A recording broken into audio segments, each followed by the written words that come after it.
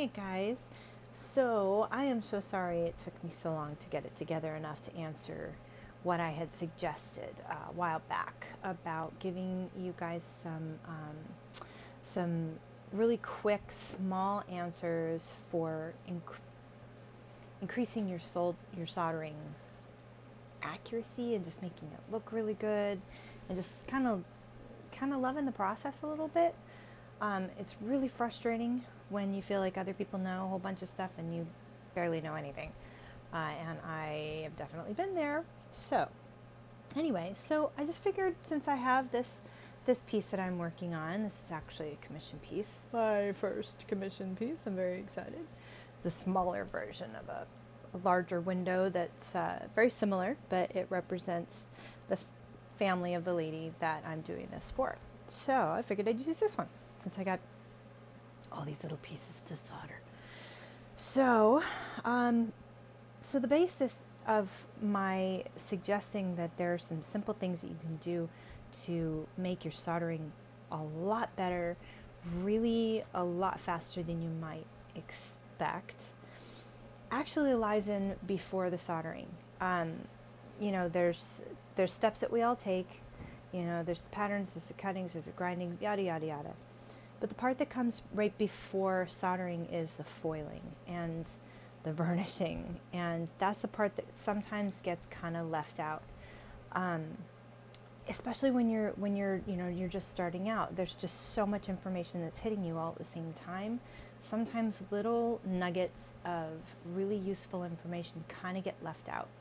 Um, when we're remembering what we've been taught. So that happened to me, and I figured I might pass it on because I had just a really very talented person help me by, backtracking and finding. Um, that's how I learn best, is by taking apart my own work and figuring out what step I screwed up on and what I forgot. That sort of aha moment is very useful to me. That's how I learn really well. So anyway, so bottom line is, what I wanted to bring up, and it's a kind of an across the board type of thing. You wouldn't think that it's that big of a deal, but when you're not accustomed to seeing the difference, because you're not able to be with anybody right now, you're not able to sit in a class and have a teacher say, hey, this is what we do with this great piece, and when you can't see for yourself, it changes the way you learn. So figure this is less than perfect, it's a little less than ideal, but I'll show you what I do and a couple of things that I figured out. So that's all 3 minutes worth of hi, how y'all doing? So we're essentially, I'm just going to show you what I'm talking about. The difference that you can make in your soldering that's really quick lies in the foiling and the burnishing before you ever hit it with a solder gun. So, soldering iron. So why is that important? Well, I mean, when you're brand new at this and you're looking at your work versus everybody else's work, and you're like looking at all of this great stuff that people seem to make so effortlessly, and then you look at, your own chunky lines and the pits and the bunchiness, and you just sort of going, what the hell does everybody else know that I don't know? So I figured I'd just sort of pass on some of that stuff. What do other people know that they are either not telling you or not thinking to tell you? And this is essentially what I want to show you. This is a piece, obviously you just saw me, I pulled it right out of my larger work down here. This is a piece that has been has been foiled and burnished correctly, if I do say so myself. Please forgive the appearance that I know more than anybody else, which I don't, but I'm just going to tell you from my own perspective. This is how it should look when you have foiled and soldered a piece of glass correctly. Okay? It looks really flat and shiny on the edges here. And if you look at it from this direction, I mean, there's no raised bumps at all. Everything is just really flat, and it's almost as though you've painted the copper onto the glass. That's what it should look like when you're done burnishing, when you're done getting foil on here and you're done burnishing. It's literally the biggest difference between getting a chunky, solder line between two pieces, and getting a smooth one that's actually a lot easier to make a really beautiful bead on, because where the foil goes, that's where the solder goes. It's kind of, Simon Says, it's not, the solder can't think for itself, and it's only going to obey you so much. You can only force it to go where the foil already is. So it's really important to know that distinction. So what I'm just going to do is I'm going to show you, on my little round piece right here, what the foiling is going to look like. Let's say hello to my little workspace. Hello, hello, hello. Obviously, catty, catty. With opaque glass like this, as I'm sure some of you are starting to slowly notice, there's a significant difference in price between, it feels significant, between copperback foil, blackback foil, silverback foil. Not so much in price difference between the sizes, but between the backing colors. Copper is cheapest. It's the cheapest to produce. There's no pigment needed to mix in with the glue, so it's the least expensive. So you want to use it wherever you can to keep your costs that much lower. So that having been said, if you're using an opaque glass, or an opalescent is usually the term that's used, glass, use copper back wherever you get the chance. And if you have a piece of glass that is not going to show, then, use it. Take the opportunity and use it wherever you can. So as you can see, I don't actually have a foiler. I have a foiling caddy. I do this by hand, and I do this by hand because a couple different reasons, but the biggest reason is because I am still learning, and I don't want to lose the opportunity that I have to learn the basics before I jump ahead to using the tools. That's just me. I'm one of those weirdos that likes to do everything the hard way before you learn to use the stuff that makes it easier. And just a little strange that way. But foilers are great. If you have a table foiler, that's fantastic. But if you're going to do this by hand because you either don't have the space in your studio to store a table foiler, or if you're just not interested in learning how to do it and you just want to keep it simple like this, then some of the important things that you need to know are, if you're going to eyeball it, you got to eyeball it, eyeball it correctly. Find what works for you best. You need it to be even on both sides. The glass needs to be sitting in the center of that tape to the best of your ability.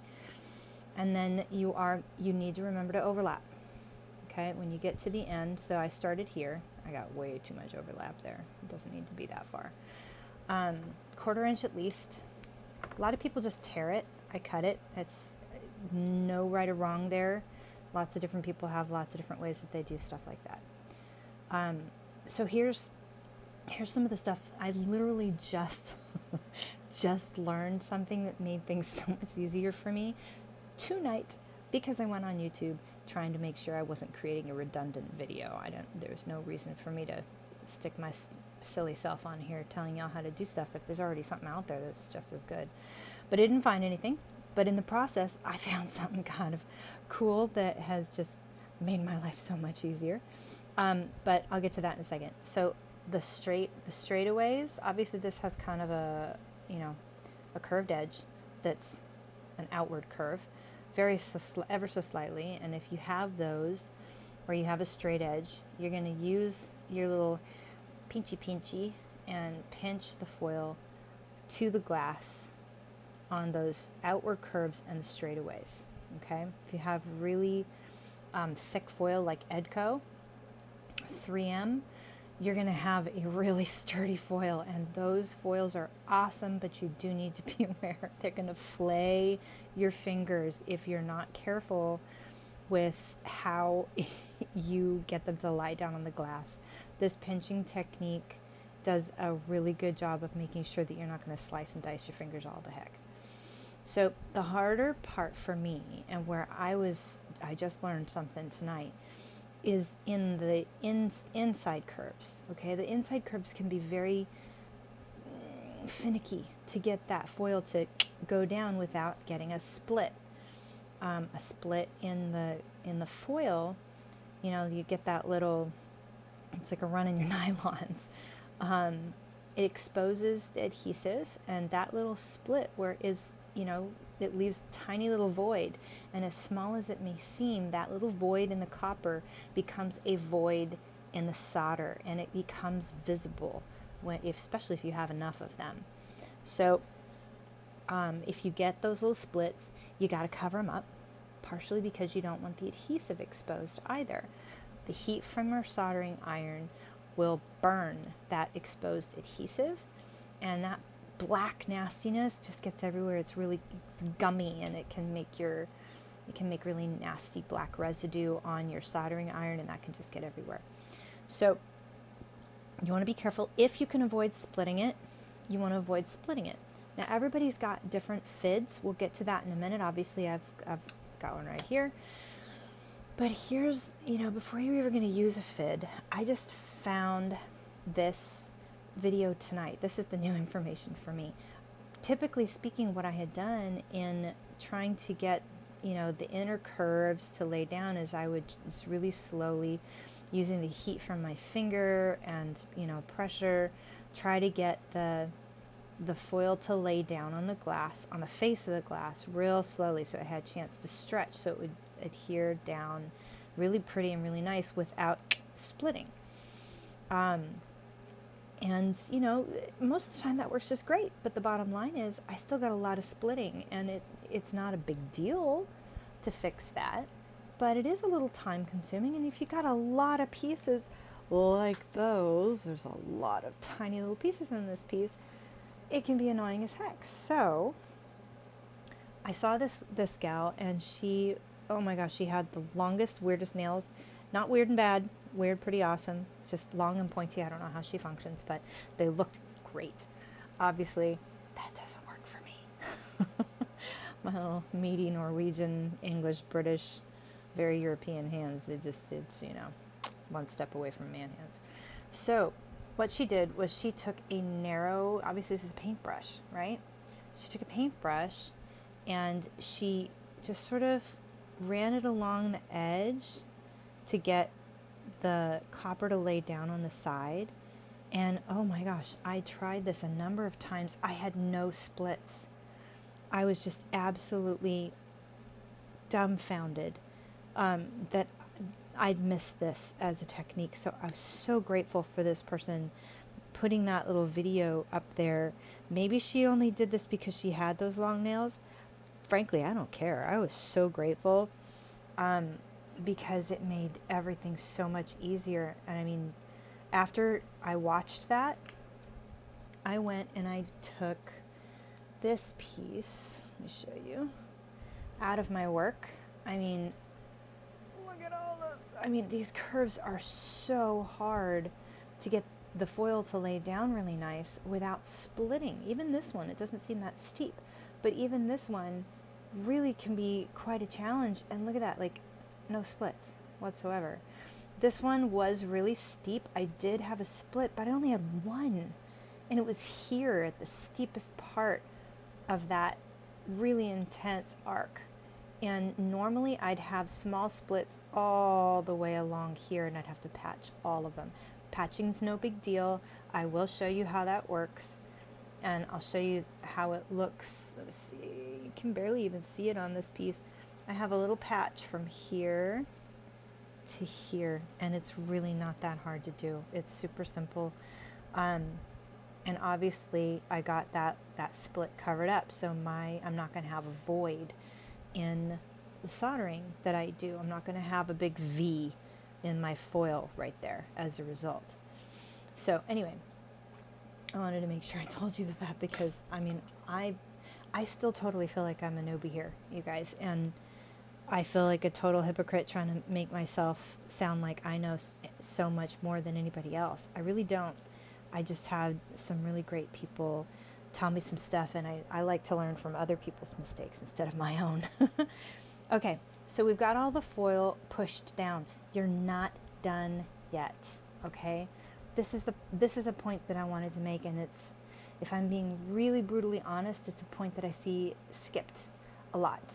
Um, and it's really kind of necessary. It's one of those differences between your piece coming out looking like this, like you're a couple steps further down the road and you're getting a lot better, you're practicing and your technique's improving, and like you're still stuck where you were back in the beginning, and nobody wants to be there. So anyway, we all know the little pterodactyl guy right here, right? The great little fid comes in the Studio Pro set.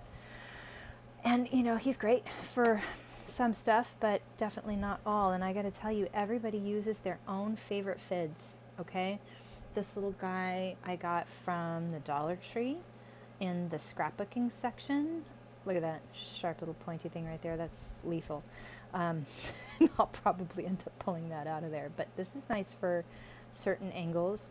That little edge right there in the corner of it, it's really nice. It does a good job. But more than anything else, this is my favorite fid. It doesn't have to be something called an FYD fid. It can be anything that gives you the grip that you need. I have arthritis in my thummies, so for me to be able to use something in a small motion that has a small grip works really well for me. It gives me a lot better control. So use whatever works for you, okay? This is the first part. You're going to get the ends to get laid down and real shiny. This is the first part, all right? But it's not the last part. That's only one piece of it. You gotta burnish the face of your piece. Both sides, not just one. You gotta burnish it down. And you cannot do that when you're holding it. It can give you some weak and wobbly spots, and nobody wants that. So I'm gonna show you, use a flat surface. If there's anything underneath of it, like a little solder ball or something, you never know. It can find a weak spot in your glass, and if you push too far, push down with a fid too hard in the wrong place, you can either chip your glass, mar the surface, or worse, snap it. And nobody wants that. But this is what I do for burnishing, and I do this for each piece. And yes, because I'm talking a lot, it looks like it takes forever. It doesn't take very long when I do it without talking. You're running the surface of the fid over the edge, and you're making it conform to the glass. That's the whole point. So you're making it conform to the glass. You need all of it to be flatter than a pancake, like you're painting the copper onto the glass. That's what it should look like when you're done. No pokies, no bunches, no wrinkles. They still might be visible, but you shouldn't be able to feel them, and you definitely shouldn't be able to visibly see them that much. So I'm going to point out what happens when you screw it up. Look at that. My overzealous fitting made that happen. What do I do? Because the solder is going to follow that foil, and it's going to look terrible. So there's a couple things you can do. If you want to, you can pull that up with your nail or the edge of an X-Acto, straighten it out with your fingernail, and lay it back down and re-burnish. You can try that. Sometimes that gives you a better look than patching if you don't want to bother patching. Sometimes it's just not possible though, because it's copper, it's a metal, and it's not necessarily going to do everything you want it to without breaking. And in this situation, it's not doing what I want it to. I'm not getting a straight line. So,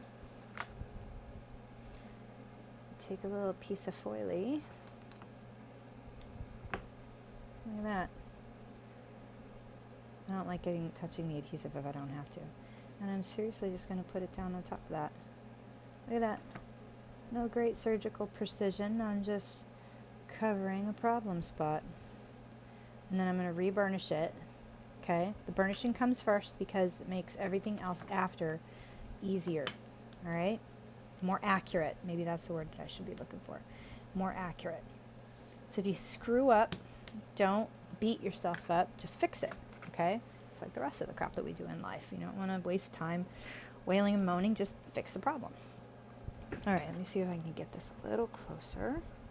This is a good time for me to mention the other part that I see failed, not mentioned, by other people who know how to do this kind of stuff, and they just don't say anything. You don't have to settle for whatever the foil does. You don't have to just like, if you get a mess up like this, you can fix it. If you get a split, you can patch it. If you get, the other telltale thing that I see a lot of people doing and not fix. Whoa, hello camera, and not fixing before they go to solder. I do this to every single piece. I trim the tail. Where that overlap happens, it needs to be trimmed because it shows up. It's more foil and it's a double layer. The solder's going to follow the foil. So if you still have those little tails and you're not trimming them, it's going to show. And it's not going to look all that great. It's going to make you look at your work in comparison with other people's works because, God knows we all do that. We shouldn't, but we do. And it make you feel bad about this beautiful thing that you've created. There is no need to feel bad about something that you've created. You just gotta know how you take the same steps that everybody else seems to know how to do. So that's what we're doing here. See that tail right there? Look at that bad boy right there. We're gonna get rid of that. And all you need is an X-Acto. An X-Acto, and you just trim it. You get these tiny little strands that are like, look at that. It's super tiny and it doesn't look like it would be a real issue. But if you've got a tail and your solder is following the copper, it's gonna show. So back to the patch, all right? Look at that. It's all burnished down. That doesn't belong there. The solder's gonna follow all of that. Well, you don't leave it there. You trim it off and you follow the rest of the line. And you take off the extra. This is probably really shoddy camera work. This is not my forte, can you tell? Alright, you come at it from both sides. It'll give you a much more accurate finished product. Okay? That's kind of what I wanted to get at, you guys. Like I said, it's not super complicated. This is a finished piece. This is ready to go in the work. It's not difficult stuff. It's just stuff that nobody would have told you to do. So, hopefully that helped you a little bit. Hopefully I didn't sound like too much of a perfectionistic, hypocritical maniac. But, I always feel bad if somebody that I think is pretty great and that produces some pretty amazing work shows me how to do something and I benefit from it. I feel really bad if I don't have the opportunity to pass that on to somebody else that's having the same struggle that I did. And I don't want that. It feels selfish to me to do that. So anyway, I'm going to continue foiling. Yes, it goes a lot faster than this when I'm not talking to myself. Haha. But let me know how things go for you guys. And if there's something that maybe you want to know, how do I do, or something along those lines, I'm willing to share anything that somebody else has taught me, or if I happen to know something and I found that it works, happy to help. And I will talk to you later. Good luck, everybody. See you later. Take care. Bye.